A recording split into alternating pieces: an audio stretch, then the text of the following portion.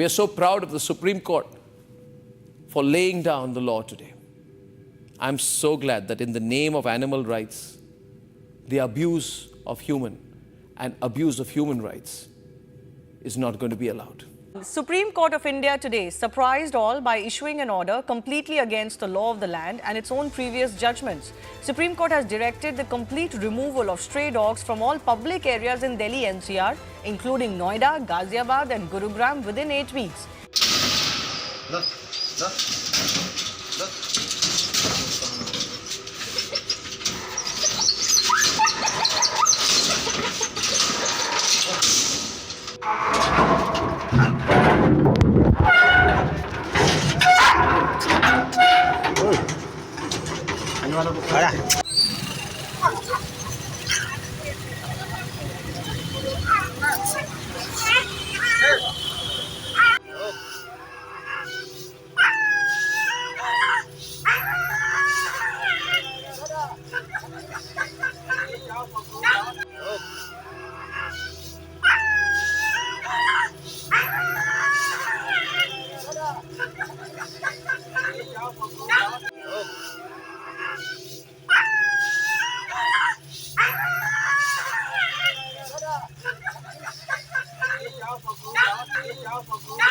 Have we been able to change attitudes in people?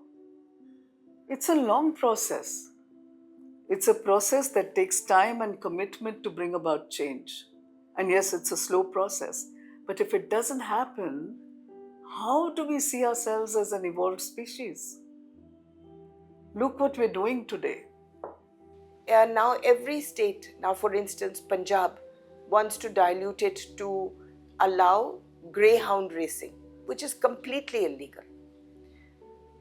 Goa wants to challenge it so that they can allow bullfighting, which was banned by High Court over 20 years ago. So the law itself is under a great deal of threat. What is not considered is also Article 51A of the Constitution, which basically says that we have to show compassion to animals. So what compassion are we showing to animals if we are going to lock them up just because even a single bite is bad? But now if 2 people or 3 people commit an offense, will you lock up the whole population? Like if one person commits an offense or a theft, or say unfortunately if there is a rape in society, will you lock up all the men, or what will you do? This is something like that. It's a very, I would say, now I can't say much because I'm doing the matter and I'm part of the legal team, but I would still call it a knee-jerk reaction without consideration of the law, without consideration of the judicial proceedings, without consideration of the constitutional guarantees, checks and balances, right to be heard, audi alteram partem, nothing. The quality of that animal right depends on the class of animals. Tigers, elephants enjoy like god level animal rights, right? I mean, उनके लिए एक special hundreds and thousands of hectares का एक पूरा जंगल उनके लिए earmark होता है, उसमें human beings भी जाना allowed नहीं है, right? They have different level of animal rights. Dogs don't have. I mean, you treat dogs, you give a dog the same level of protection as tiger enjoys. I'm with you. As long as dogs are dogs, tigers are not owned by human beings, right? Tigers are tigers. They are wild animals. Dogs are owned by human beings. They are different class. A lizard on the wall is also an animal. A cockroach is also an animal. They don't enjoy animal rights. उनके लिए hit है. उसका add होता है कि अगर आपके घर में कॉकरोच है तो उनको हिट डाल के मार दो. उनके लिए भी आप प्रोटेस्ट करें. नहीं करते ना. एक एस्थेटिक है, मतलब कॉकरोच को मारना इज ओके, चिकन को मारना इज ओके, डॉग को मारना इज नॉट ओके. गाय के साथ तो उल्टा सीन है. गाय को जो प्रोटेक्ट करते हैं उनको बुरी नजर से देखा जाता है. Now, I'm not supporting that class who kill people because of cow, but अब उनका भी तो देख लें कि उनका क्या बोलते हैं, संवेदनाएं are hurt when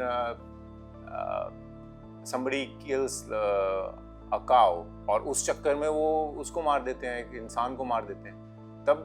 तब तो हम यही बोलते हैं ना कि एक इंसान की जान is certainly more important than a cow's life. How can you kill a human being just because you found beef in somebody's fridge? Akhlaq was killed because of that. please look at how we treat our children. And please look at how we are treating women. Please look at how we are treating animals. Is there a huge difference? I think not.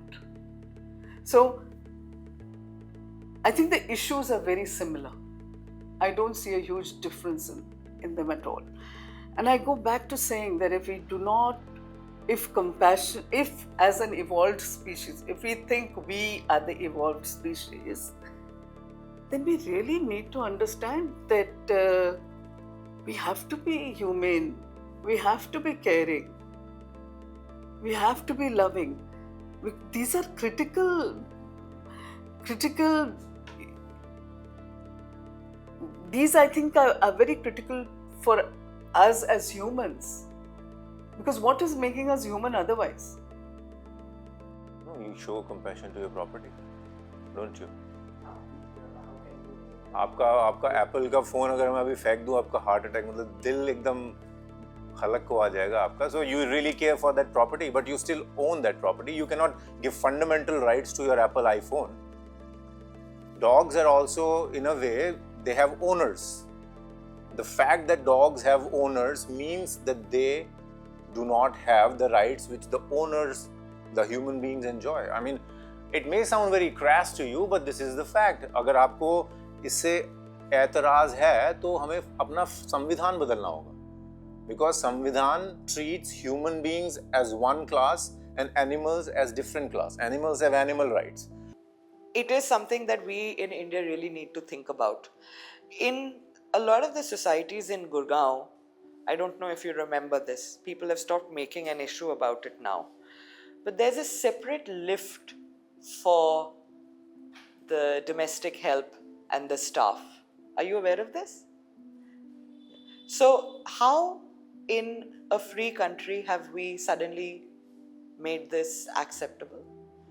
So, we've decided that people who are working in our houses, looking after our children, actually forming the backbone of the domestic labor on which our houses subsist, we do not believe that they deserve to be in the same lift as us. We put them in the lift with service staff. And dogs, of course, are also put into service staff. And this is something that all of us Indians, elite Indians, seem to be just very okay with. I think we're institutionalizing a lot of the unjust practices that we're carrying on. So now apply this to dogs, apply this to birds, apply this to trees. Again, it is, I am entitled, I'm privileged, and I earn so much money, I pay so much in taxes, and therefore I will be given privileges that others don't get, and I'm fine with that. Because I think all of us need to understand what is morality and what is compassion. And all of us, as humans, we have the capacity for understanding that and behaving in a certain way, changing our attitudes, all of that. But all of this, again, has to be taught. All of this is very learned behavior. And if we don't understand the consequences of our behavior, where is it going to get us? So Bombay has suddenly gone up in flames saying, please remove all the pigeons. We say remove the dogs. Every animal now has the word menace as their surname. Kerala has said wild boar menace. The cows, cow menace, remove the cows. In Himachal it is monkey menace, remove the monkeys. And in each case we want them completely out of our lives. I don't know how much we are even recognizing the right of an animal to even exist. The very fault of the animal appears to be, if you look at this, is that it is existing. The law simply says that no person can be deprived of their life or personal liberty except according to the procedure established by law. However, the Supreme Court in the 2023 Jallikattu judgment clarified that when we are going to apply the same fundamental right to animals, it is actually going to come with a restriction, with a caveat. And that caveat is human necessity. And this is when the doctrine of necessity was also brought into picture by the Supreme Court. Now, the doctrine of necessity basically means that there are certain acts that are ordinarily, if you look at it in an ordinary sense, they are unlawful.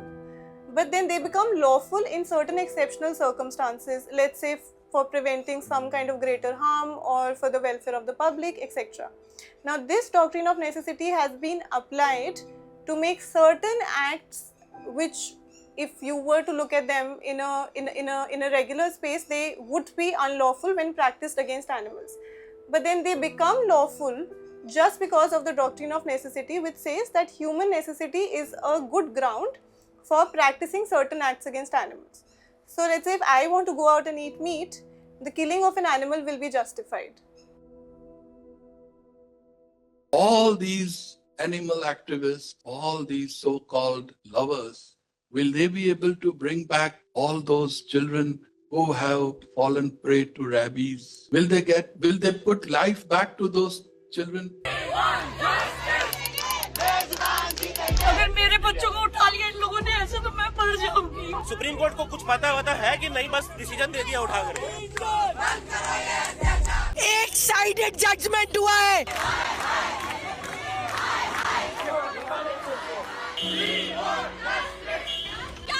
जनता की है एक पुकार। The Supreme Court has now shifted the suo moto case to a newly constituted 3-judge bench.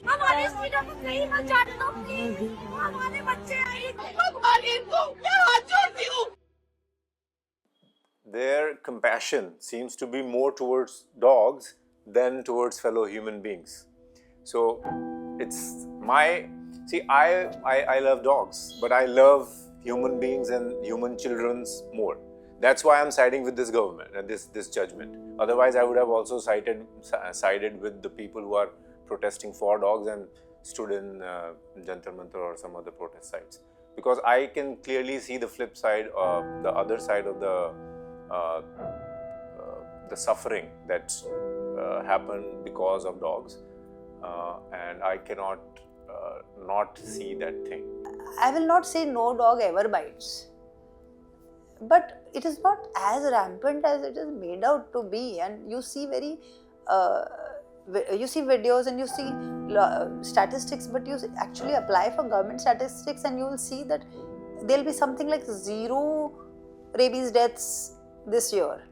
Now, but there is so much of other talk in the media, but when you actually look for statistics, you don't really find that. And second thing I will point out is that for every bite, it is reported 5 times, because the reporting is not as per bite. Reporting is as per the number of vials used, rabies vials. And every time a vial is opened and used, there is mandatory reporting. So when you are, say if you have a bite, you are told to take 5 injections. It's like 0 days, 3 days, 7 days, 21, 28 days, 28th day. So every bite is reported as 5 bites. So that is how the statistics also get multiplied. This is something that we've received authentically from RTIs, that is the way bites are counted. So everything is multiplied into 5 and it looks larger. I have seen rag pickers getting bitten, getting chased by dogs. I've seen rickshaw pullers getting bitten, getting chased by dogs. I myself am a cyclist.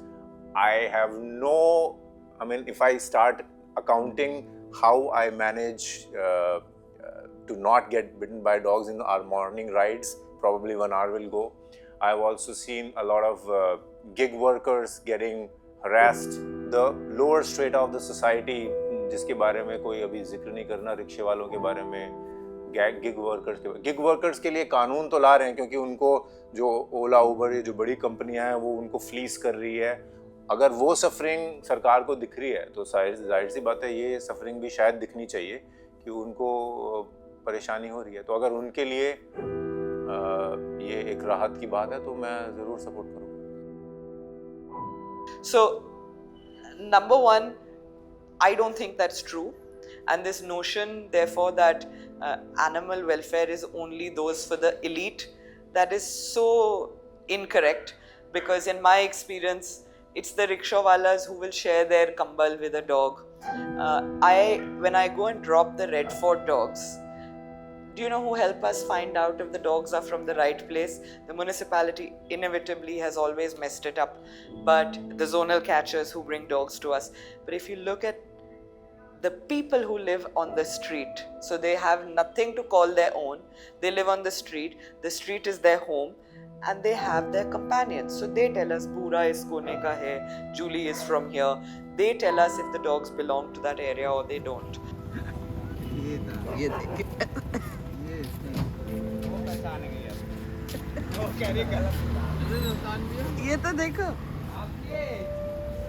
And they have a very harmonious relationship with them in most cases. You will also see the squabbles, and you will see one person who will kick the dog away or throw a stone, and then there'll be somebody else who will step in there and give the dog two rotis to eat. I don't think it is true at all that dogs are different towards poorer people as such. There is definitely something to be said about rag pickers and people, I don't know if you've noticed, who walk around with waste from different places, essentially rag pickers. And I think that has to do with smell. I think they smell of so many different things, the decay of material they're carrying. Dogs tend to view them with a lot of suspicion. And again, why would you go ahead and just blame dogs for that? You would blame who put rag pickers in the situation that they are in right now in the first place. Are the dogs entirely responsible for that? The dogs are perhaps the only things that make them actually call that place home. It's quite the opposite of what actually the elite who want their gated colonies free of dogs are talking about. Presenting GK to RW in this matter, Melods. I've sought for directions in this application. RWA means Residents Welfare Association. Residents Welfare Association. Melods, this woman is located in our residence, Melods. What she does is, Melods, she collects at least 20 to 30 dogs, feeds them, keeps them with herself, Melods, and no one can touch, Melods. It's like creating an army, Melods. कुत्तों ने आपका क्या बिगाड़ा? अगर एक कुत्ता काटता है तो उसको हटाइए, 50 कुत्तों को उसका क्यों हर्जाना भुगतना पड़ेगा?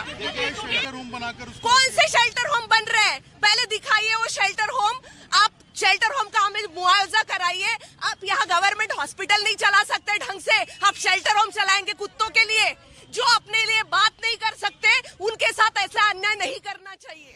I think the implication when we hear shelter is just that it's going to be something positive. But if you actually visit a majority of shelters, that's not what it is. It's survival of the fittest. So the strong animals tend to get stronger. They tend to win access to food. They tend to bully the weaker animals, and there tend to be a lot of interdog fights. I've done a lot of shelter work, and at least every 3 or 4 days, one dog would be killed by the other dogs. So it's brutal. Shelters are not intended to keep healthy animals. Healthy animals should be sterilized, vaccinated and released. Statistically, 10 lakh कुत्तों के लिए हमें 10,000 shelter चाहिए, जिसके लिए हमारे पास जगह ही नहीं है. We have 3 lakh homeless human population in Delhi, and उनको घर देने के लिए जगह नहीं. आप 10 लाख shelters for dogs कहाँ से बनाओगे? Even by some miracle, if we were to build these shelters, first of all, the public health issue persists. Secondly, there's absolutely no space for us to build these shelters in the first place. Delhi has an estimated 7 to 10 lakh community dog population, and to house all of these dogs, you would at least need somewhere between this 7 to 10,000 shelters. And these shelters will have to be strategically placed outside of residential areas, outside where people can again complain about them being a menace, right? Delhi absolutely has none of these areas where it can possibly accommodate them. On top of that, the amount of budget and the amount of human resources that would be required would be at an immeasurable scale. Hi everyone, so I'm at a shelter, and for anyone that thinks that the current SC order means that your streets are going to be free from dogs has never entered a shelter in their life, because only 10 to 15% of the shelter has our indie babies or indie mixes. Rest all are labs or pit bulls like these babies, which means that tomorrow if all of these indie babies were to be removed from our streets, it is not going to stop people from breeding, and it is not going to stop people from buying and abandoning breed dogs. We need to tackle a deeper issue here than just removing community dogs and indie dogs from the streets. Say hi to Laddu. Laddu?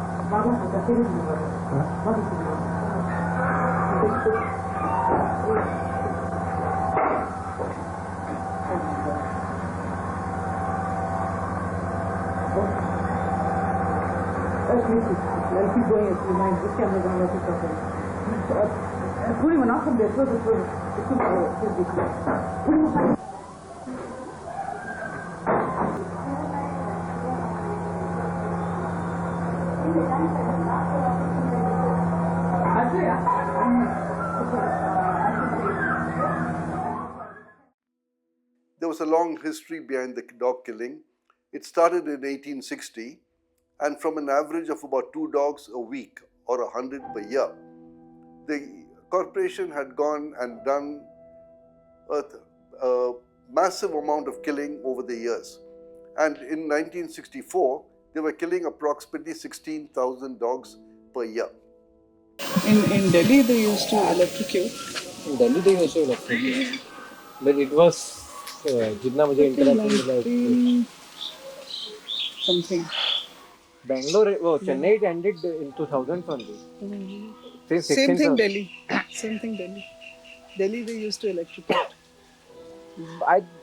But I didn't. I saw those videos, and then someone told me that. I met Aisha yesterday only again. So they were telling me that even when you have to electrocute, there is a procedure to do it. So the video, उसमें कुछ जगह पे they were not following the proper They didn't procedure. follow anything. And वो dog ज़्यादा suffer कर रहा है. Yeah, absolutely. And you can't electrocute, it's terrible. From 1860 till 1994-95, the Corporation of Madras City was basically, they were culling stray dogs. They were electrocuting all the stray dogs who were out on the streets.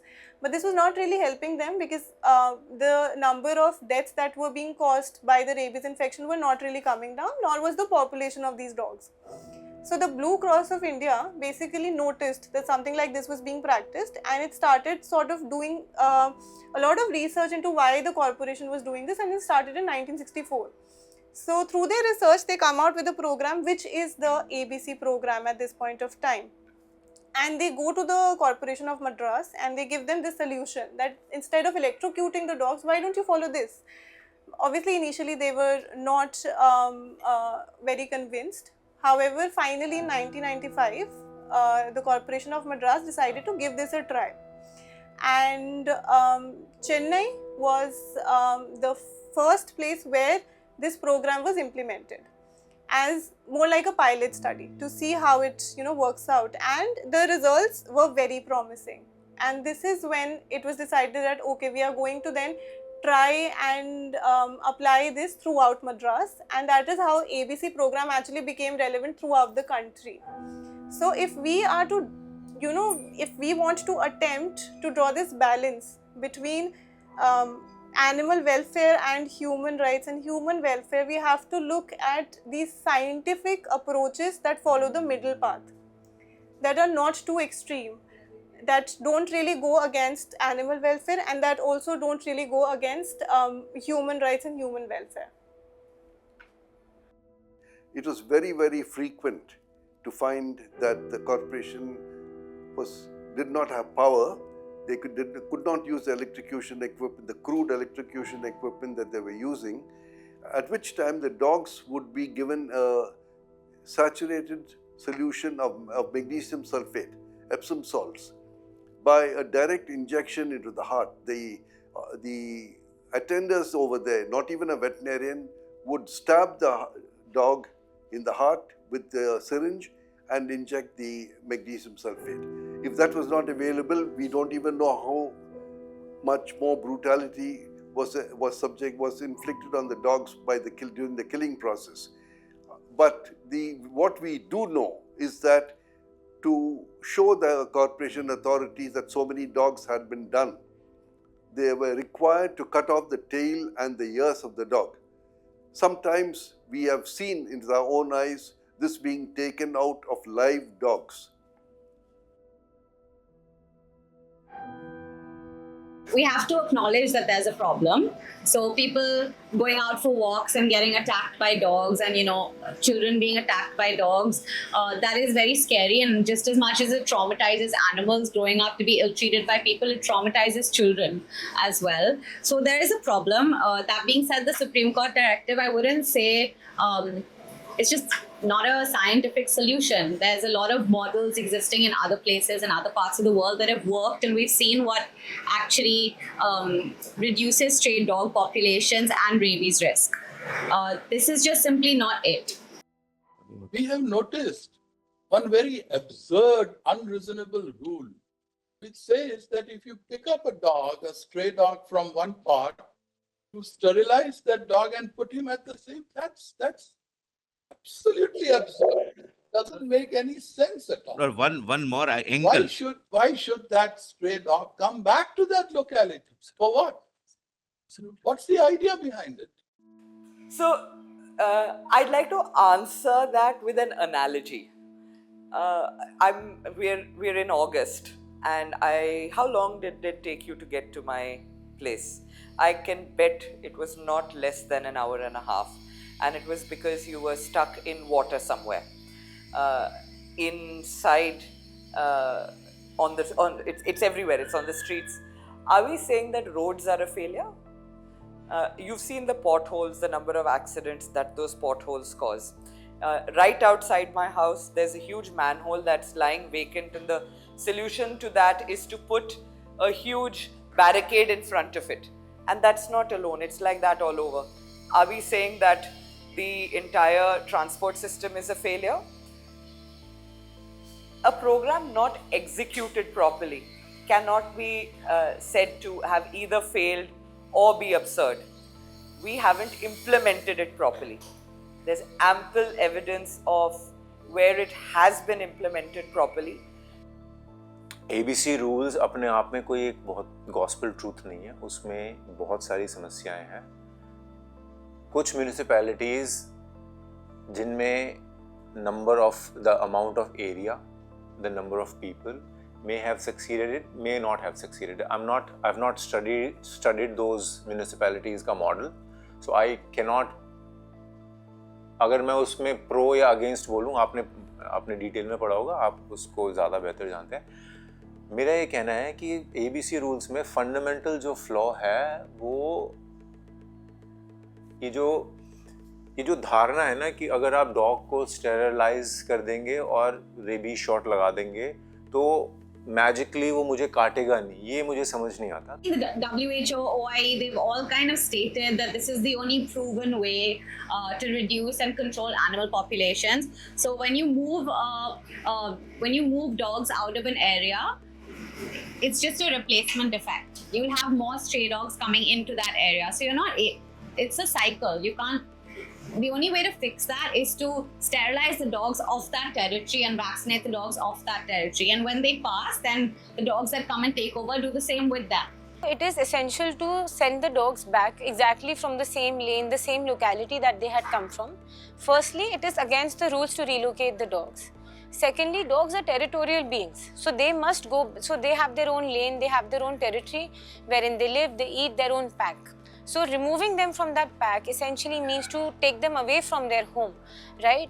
And most importantly, and also it is also bad for public health, you know, because if you have vaccinated a dog and if 70% of the dogs in that area have been vaccinated for rabies, there's a blanket immunity that forms, right? So if you remove those dogs from that area, it also breaks that entire blanket immunity against rabies. Yeah. Now let's say if we were to run a program in relation to humans, the municipal corporation would not take it as lightly of any place, would not take it as lightly as they've done so in the case of dogs here. Why is that? Because they know that for the lack of actions that are present here, for the poor implementation mechanism that is here, there will be no punitive action as such. And that is exactly what has happened. At some point in time, every religion has subjugated women. Every religion, at some point in time, has subjugated women. The way hierarchies are set up, socio-religious, they subjugate women. Look at Christian man. So my name is Aisha Christina Ben. The Ben is from my mother's family, but there's also Kant Sharma. So I have three different religions in my name, and all the three religions in my name actually subjugate women. Do you give your... we are treated like property. The vows around a wedding are usually Kanyadan. So I actually refused Kanyadan. I refused to partake in Kanyadan because I don't think I'm a property that needs to be transferred from my father to my husband. I'm a human being, I have agency, and it was my choice to go and get married. So in the same way that we evaluate our cultural practices to meet with the times, to become more politically correct, to take into account the injustice of some of our practices, I think it's time we do the same where animals are concerned in our cultural practices. There was a petition that was filed by the People's Charioteer of India organization, wherein they wanted to, they went to the Supreme Court because they wanted the entire animal kingdom to be declared as legal persons. And one of the reasons why they had mentioned this was because, so one of the reasons was that animals are not being taken care of seriously in India, to the extent that even government authorities like NCRB, the National Crime Records Bureau, they are failing to record all the crimes that actually take place against animals. They are not bothered about it, or let's say they're more concerned about the crimes that are taking place against humans, but for the crimes that are taking place against animals, most of the record is actually missing. And who is there to question them? Who has questioned them till date? When the government fails to supply us power, we generate our own power using inefficient captive generator sets.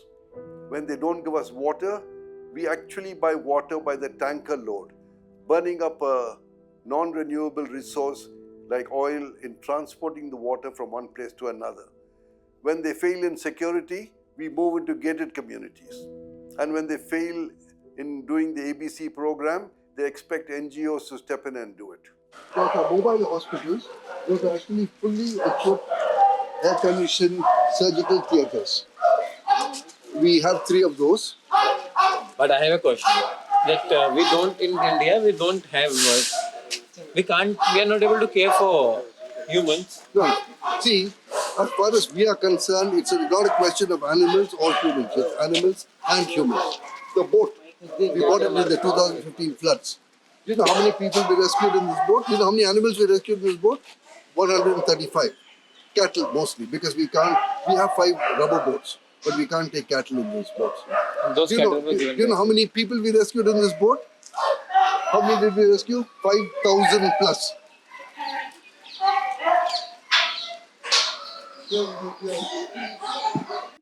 People asked whether doing an ABC program on dogs reduces the number of dog bites. The fact is that if you go through the records very carefully, you will find that a vast majority of dogs which bite people are by female dogs which are lactating mothers, which are protecting their young. Let's remember that a lactating or nursing mother of any species is a most aggressive animal. It's true for human beings, it's true for dogs. If you do an ABC program, there will be, since there are no puppies, the number of bites from those dogs will automatically go down. जब जयपुर में dog animal birth control programme start हुआ था उससे पहले dog bytes 7.2 bytes पर 1000 people थी before 1994 और अभी डॉग बाइट्स 2.2 बाइट्स पर 1000 पीपल है क्योंकि हमारा प्रोग्राम फीमेल फोकस्ड प्रोग्राम है. So as I was walking down the road, I saw a dog on a leash with the maid, and the maid was busy with her phone, and she was walking with the dog. And I just glanced at the dog and went past it. Suddenly I feel a bite or a scratch and the dog barking. And I was wondering what was happening, and it just bit me, that's all. And I saw the maid going inside.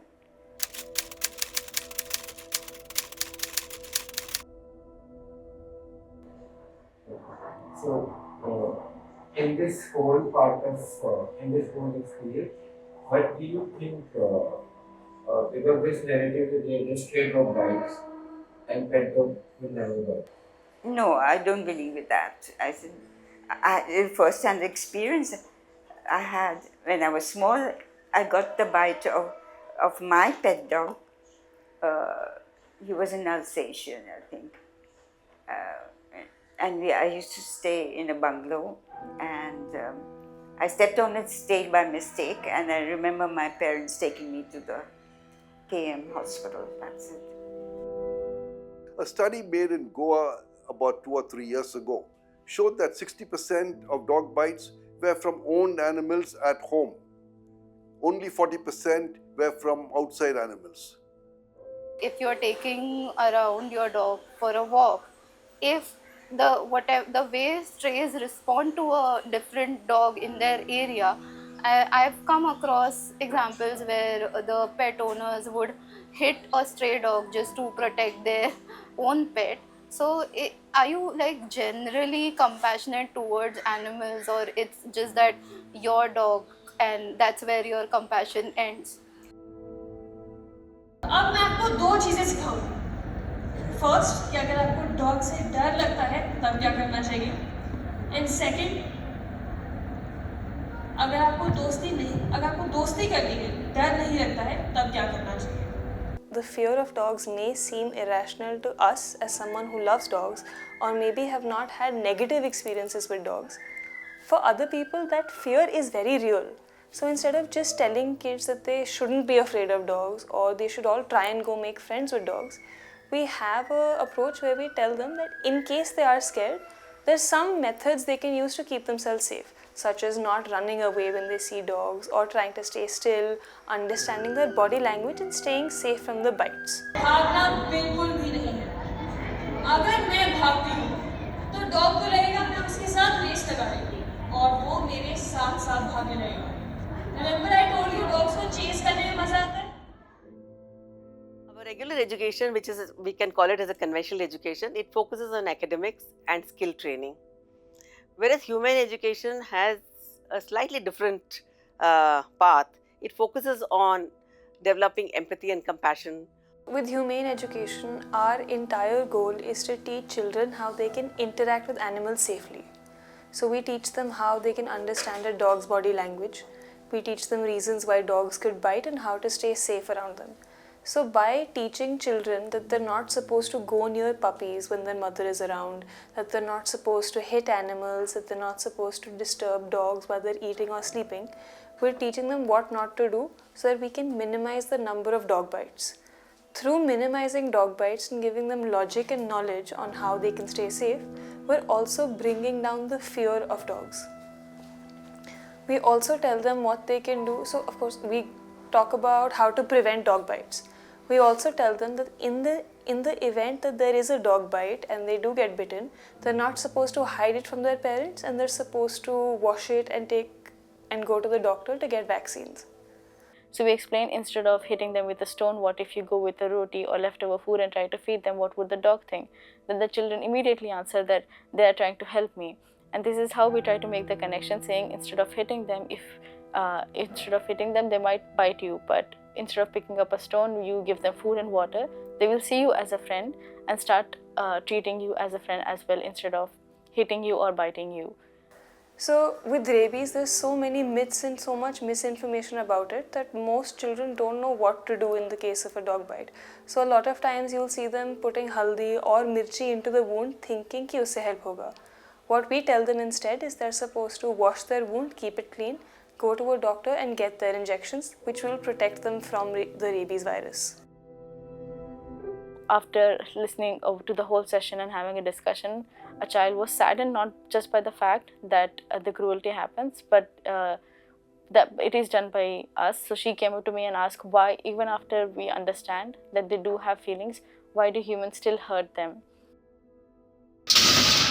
Look, look, look.